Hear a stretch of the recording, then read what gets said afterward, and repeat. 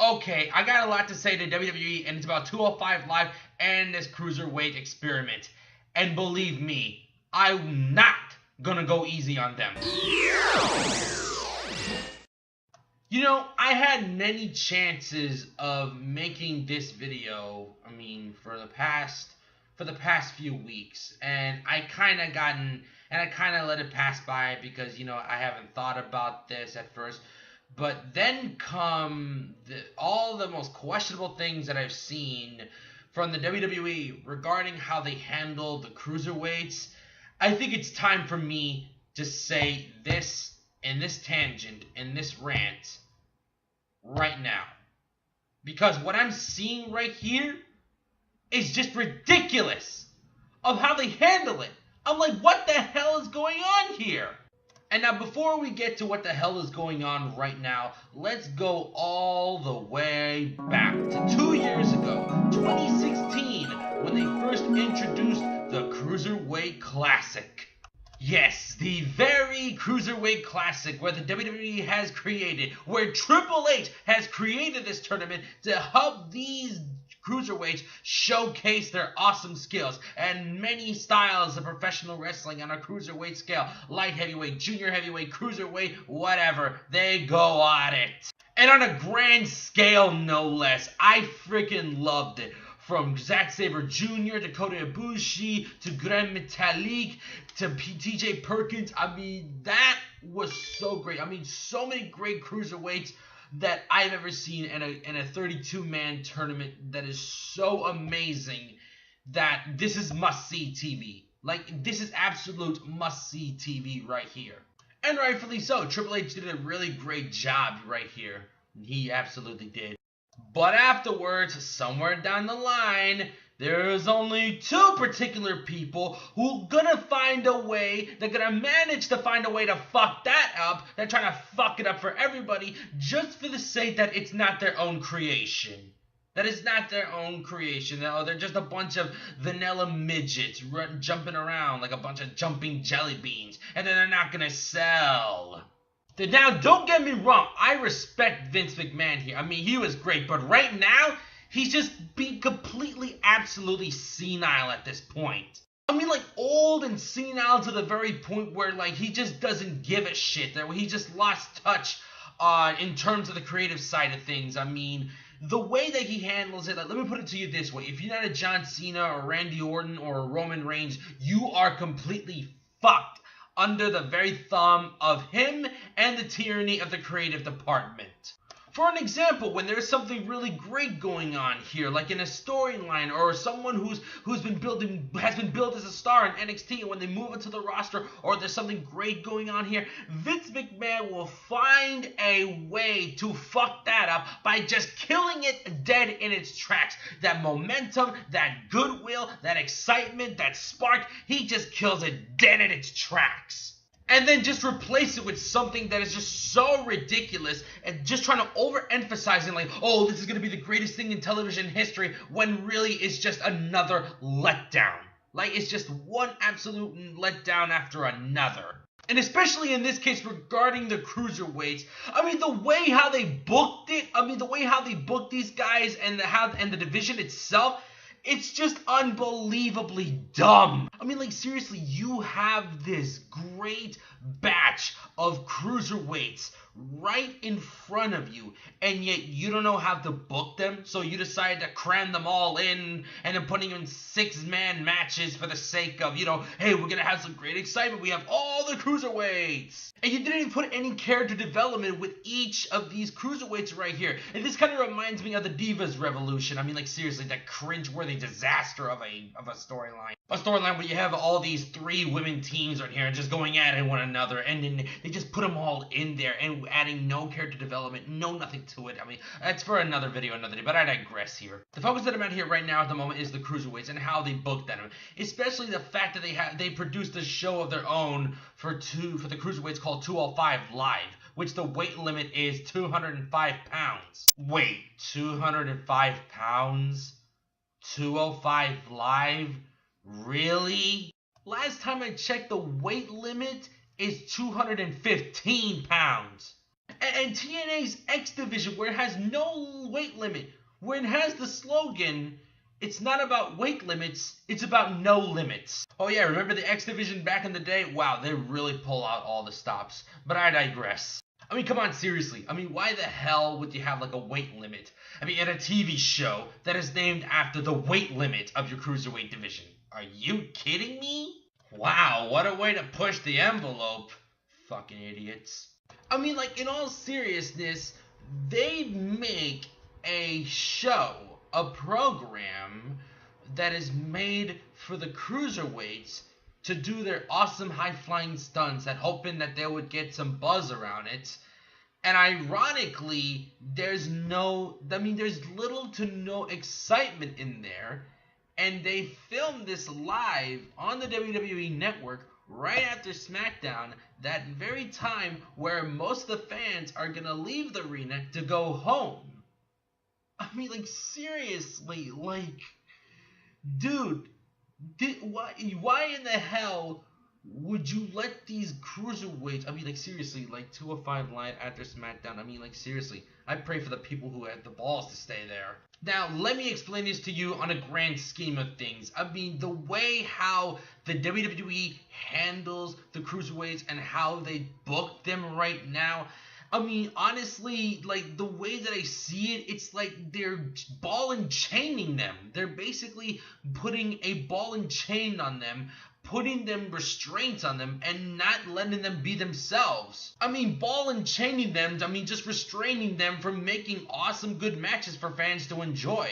I mean, like, remember back in the days when you watch Monday Nitro and the first thing you see are the cruiserweights, and these cruiserweights, I mean, do amazing moves, amazing stunts, I mean, many moves and many spots, many bumps that it just blows everybody's mind. It's just to get the people, I mean, just to get the fans excited, just to get the fans fired up for what's coming up in store next later on.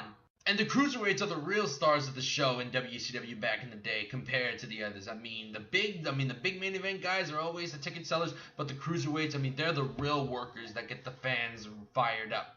Like, really must-see TV material. But the cruiserweights in the WWE right now, I mean, they're not even must-see TV. It's just like just pure blandness that is just mixed together within the Raw.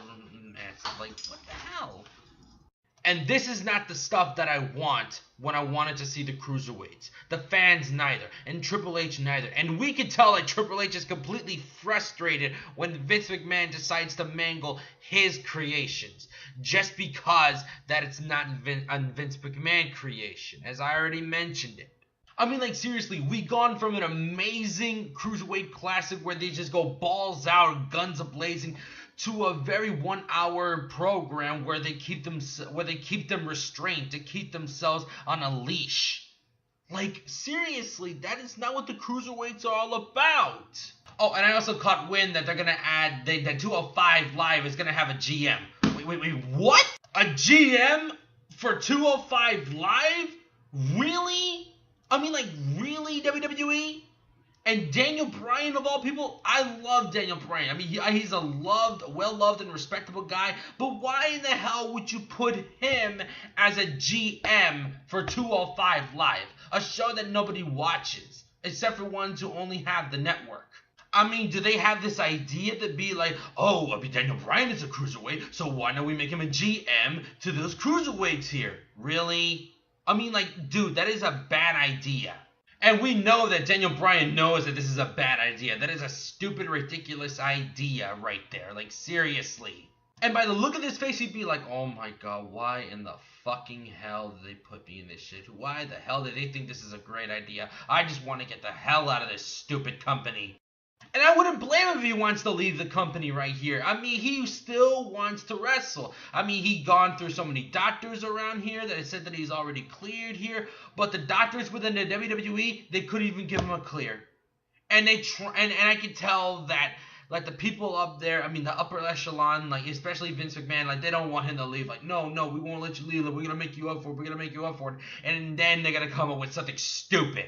Now, I can understand from a health standpoint that the WWE doesn't want another, another Chris Benoit in their hands here. I mean, considering with all the concussions been going on here and trying to make sure that he doesn't want to end up having another severe injury in their hands here, and also at Daniel Bryan's hands here as well. But I can understand that Daniel Bryan still wants to wrestle here, so this is a very complicated thing here on that. But what I do know here is that, I mean, I would love to see Daniel Bryan, Bryan Danielson, wrestle in another company. Maybe he'd go back to ROH or New Japan or CMLL or back in, like, wrestle in the UK scene. And I think that he would be a good booker. I mean, he is very cunning when it comes to the professional wrestling business. Oh, and I also want to bring up the fact that how they handled these certain situations from other cruiserweights there within that division. I mean, from outside the ring, from inside the ring, and some certain things that I wanted to bring up right now. 4 certain wrestlers within that cruiserweight division and the fuckery that has been going on. For starters, let's talk about Austin Aries first, who is right now one of the hottest commodities in professional wrestling right now. I heard that he's gone back to Impact Wrestling. He's having a good run with the world titles on his resume. Call him Austin 5 Belts. He first came to the WWE when he joined NXT, the development territory, and by far one of the most popular, if not the most popular brand within the WWE bubble, atop of Raw and SmackDown. I mean, personally, I love NXT. It's more popular and rightfully so. He had a good, decent run on NXT, and then they bumped him up to the main roster, and then putting him in the cruiserweights here. I don't know, for some reason here. And they gave him the Cruiserweight title, and he had like this amazing... He had a good, decent feud with Searching Neville. I'm going to get to Neville in a bit right here. I'm going to focus on him here. And then they just let him go. I mean, they didn't even put him on the main card on WrestleMania. They just put him in the kickoff show. And then they just let him go. All because WWE Creative didn't have nothing else for him. Like, that's kind of stupid. I mean, you're supposed to come up with something for him. He has that it factor. And then they let him go afterwards. And Austin Aries, I mean, he's thriving at the independent circuit. I mean, especially at the United Kingdom, where he became the Defiant Champion. He became the World Series Wrestling Champion in Australia, and now winning some other several belts, including the Impact Wrestling Heavyweight Championship. I know, spoiler alert. Yes, he's now got 5 belts at this point. I guess he's trying to prove them that, hey, I mean, you don't have anything creative for me? Well, I might as well have something creative for myself. Now you done goofed. Like, really, the creative department really just dropped the ball on Austin Aries. I mean, wow, they really done goofed. Then we have Rich Swann. Yes, the Michael Jackson beat-it dancing dude from the Cruiserweights is now in a jumpsuit at this point. A prison jumpsuit, no less, sadly. As you take a look at this mugshot right here, this was taken a couple of weeks ago, actually like last month, right after an alleged incident between him and his girlfriend, Sue Young, who's right now in TNA, after an indie show at a parking lot that it got her in a chokehold in a car right through a dumpster. Like, I don't even know the whole details. I'm trying to remember them, but my God, that is just absolutely crazy. And look where they got them right now. Now, keep in mind, those are allegations, but nevertheless, I mean, he has just hit rock bottom at this point. If this case proves him guilty, then his career is over. His career in WWE is absolutely over at this point. What a train wreck. Also, we got Neville that has been completely screwed over by the dumbasses at the creative department. He was in NXT kicking ass and taking names as the NXT champion, and then he moved up to the main roster. He pulled us some good highlights, but the creative just couldn't give him the push that he needed. That he needed to be the top star that he's supposed to be. And then they put him in the cruiserweights here after they made the cruiserweights, and then they built him as the top star. They gave them the strap, the Cruiserweight Championship, and to make him to be one of the top stars. But for some reason, they thought that they thought it was a good idea to let him drop the Cruiserweight title to some douchebag that I'm gonna get to it in a little bit. They helped him. He helped them to build the Cruiserweights, and this is how they repay him. And I don't blame him if he has to walk out. I don't blame him if he's gonna walk out. Because why in the hell would you screw him over like that? I mean, like, seriously, if Neville is going to be walked out and being released from his WWE contract, then that's good on Neville. Because he deserves better than this. Now we move on to Bada Boom, the biggest douchebag in the room. How you doing? Enzo Amore, who is the cancer of the Cruiserweight division, in my opinion. I mean, like, seriously, why in the freaking hell would they shoehorn him to a division that he's not even that good at? I mean, he adds nothing to the table. He adds absolutely nothing to the table outside of his insufferable look. I mean, he was good in NXT when he was teaming up with Kaz and Carmella, and he has, like, the best catchphrase here. He has some good lines, some good catchphrases that got him over. But now when he moved over to the main roster, and when they break up Enzo and Cass, just for the sake of heat, just for the sake of getting heat from the fans, wow, they really dropped the ball. And now Enzo Amore is just absolutely insufferable. And now it's finally revealed that he's a complete douchebag. That he's a complete fucking douchebag. And recently, he's been released from his WWE contract, thank God, personally, due to some sexual allegations. Some allegations, keep this in mind, these are allegations, they're not even proven until they have any evidence, that he has sexually assaulted a woman, probably a 20-year-old woman, a young woman, in a hotel room that happened in last October. And I heard, like, I don't even know that both sides are even that true. I don't know of the statement that's going on here by Enzo Amore's lawyer, but either way, like, by the time they got rid of him, I'm like, thank God. Like, he's just absolutely insufferable. And these allegations, I mean, they fucked him over, especially in this time where we have to listen and believe, and after the midst of the Harvey Weinstein allegations here going on here, all that. The point of the matter is, this guy is a fucking douchebag. He's completely insufferable, and this guy's an asshole. And I think releasing the WWE contract, I mean, they're kind of jumping that gun a little bit too quickly. But either way, he doesn't belong in this Cruiserweight division. Fuck Enzo Amore, man. Fuck him. I don't know if he's innocent proven guilty. All that matters to me is that he's a fucking douchebag. And he doesn't belong in the Cruiserweight division at all. Like, seriously, Enzo Amore does not belong in that division at all. In short, the WWE Cruiserweight division is just an absolute clusterfuck at this point. The 205 Live is just honestly a dying failure based on how they programmed it. I mean, that is a 1-hour snooze fest, ironically. That's even the sad irony of it when you think about it. I mean, in the scheme of things, it's just like Vince McMahon and Kevin Dunn has ruined a creation that Paul Levesque has put together right after the Cruiserweight Classic. I mean, which was a phenomenal tournament. It was an amazing tournament. And the fact that they just fucked it over for no other reason than just, hey, that's not our creation. Like, we'll put them in the ball and leash. I mean, just for the sake of it. Honestly, like, I could put a label of the Cruiserweights and put it in a dumpster fire and personify it as a big clusterfuck, and people look at it like, come on, it's still a dumpster fire. But I'll be like, what's the difference? What is the fucking difference? Like, seriously, like, I don't blame him if some of the Cruiserweights want to go back to the Indies or probably go to Impact Wrestling to rebuild that X division. But it is what it is. Like, seriously, 205 Live should be fucking canceled at this point. Let alone Daniel Bryan should not be a GM.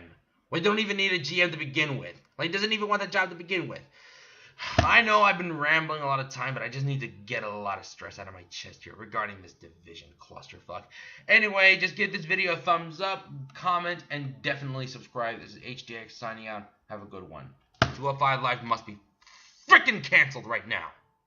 I know this video was gone a little bit longer than I expected, but, I mean, can you blame me for not just venting my frustration? Like, seriously, I just had to get a lot out of my chest here. Like, damn, it feels invigorating.